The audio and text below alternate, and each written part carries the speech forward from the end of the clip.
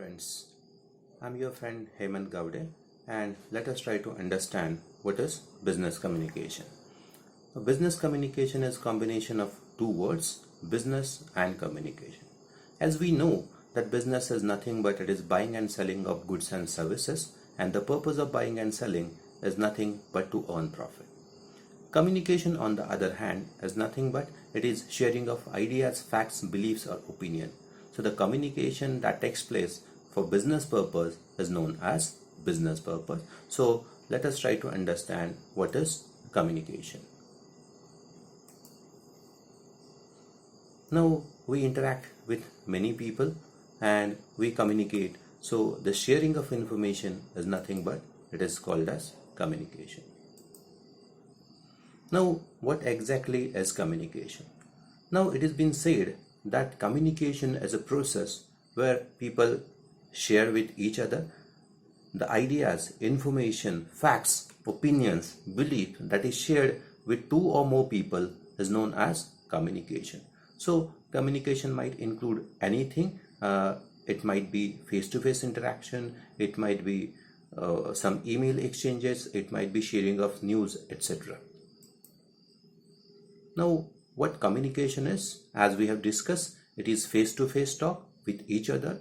Even it may include writing of mails, letter, use of many audio-video tools, and many other methods of interaction that can be treated as communication. Now, what is the process of communication? Let us try to understand what things are involved in the communication process. The first and most important part is nothing but it is the sender.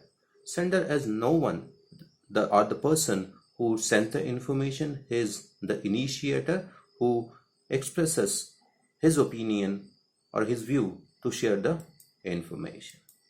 Moving on to the next part is message.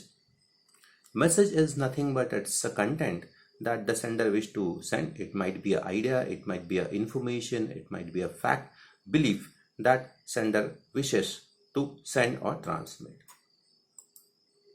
The next thing in the communication process is encoding. Now encoding, as it is encoding, it is a process where the information can be converted into coded language. The purpose is to make the information secret or to simplify the message. After encoding the message, sender decides what type of medium he will be selecting for the communication purpose. So the medium or the tool is selected by the sender. After that, sender has decided the medium, sender has encoded the message, he had tried to find out the best medium, and he transmit his idea or his information with the receiver. Now, when the information is sent or transmitted, it has been received at the receiver's end or the person to whom the information is sent. Now, as we have discussed, that sometimes it may happen that the sender may encode the information or the information might be in some different form of pictures, charts, codes, numbers, etc. So it is not a meaningful information. So the receiver is supposed to decode that particular information. He is required or he is supposed to find out what is exactly encoded. So the opposite process of encoding is decoding. Now the second or most important element of the this communication process is receiver. Receiver is a person to whom information is received, or as the name suggests, receiver is the person to whom information is supposed to be sent or the person to whom information is to be received. The next part or next element of the communication process is feedback. Now feedback is of course given by the receiver to the sender, and it is very important element of the communication process. Now during all this communication process, there can be any disturbance. It is known as noise in the communication. Now let us move to the next part, that are element of communication. Now, what are different parts or elements of communication? The first and most important part is sender. Sender is a person who sends the information. Often we call sender as a transmitter of the idea. Now, what is message? Message is the core of the communication. Message is any content, idea, information, facts, belief, or opinion that is to be shared from the sender to the receiver. Unless and until there is a message, communication process could not take place. Moving on to the next part, that is encoding.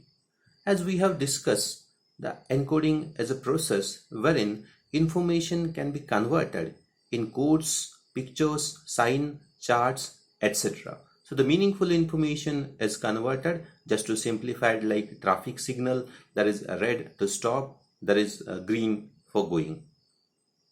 With the help of encoding, things might be simplified, or sometimes even if the sender wishes to keep the information or the message secret, then this encoding procedure can be used. The next part in the communication process is medium or tool of communication. Now, medium is nothing but, as we have discussed, it is a very important part of the communication process. It is any tool or medium that is or media that is used for the communication process. There are many examples of media or medium. Telephone, face-to-face interaction, emails are the examples of media. Now, which is the best medium of communication? Now, the selection of appropriate medium, not the best medium, depends on many other factors. For example, what is to be communicated, with whom it is to be communicated, how we are going to communicate, where it is to be communicated. So there are many factors that decides the selection of medium. Again, the cost, the time required, the knowledge of the sender and receiver, all these things matter in selection of medium.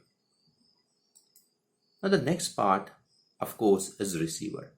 The person to whom information is sent, or the person who is supposed to receive the information, is the receiver. Please remember that communication is not merely a process of passing information, but rather it is process of making people understood. It is meant for the receiver. The next part or the next element of the communication process is decoding. Decoding is exactly opposite process of encoding, where in encoding information is converted in sign, symbol, pictures, marks, etc. In decoding, opposite thing happens. The pictures, marks, charts, codes, numbers, which are converted from meaningful information to this encoded form, are again converted into some meaningful message, and the decoding process is done by the receiver. Now, the most important part is feedback. As we have discussed that communication is process of making people understood. So it is required that the information which is sent or transmitted must be appropriately or properly understood to whom it has been communicated. So feedback is a reaction. It is the answer given by the receiver to the sender.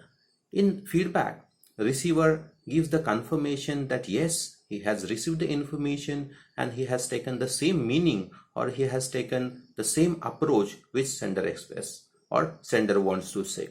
So if the receiver takes the communication in some different manner, there is no use, so it might be known as miscommunication. So it is very important to have feedback, and the sender must ask or must insist to the receiver for feedback.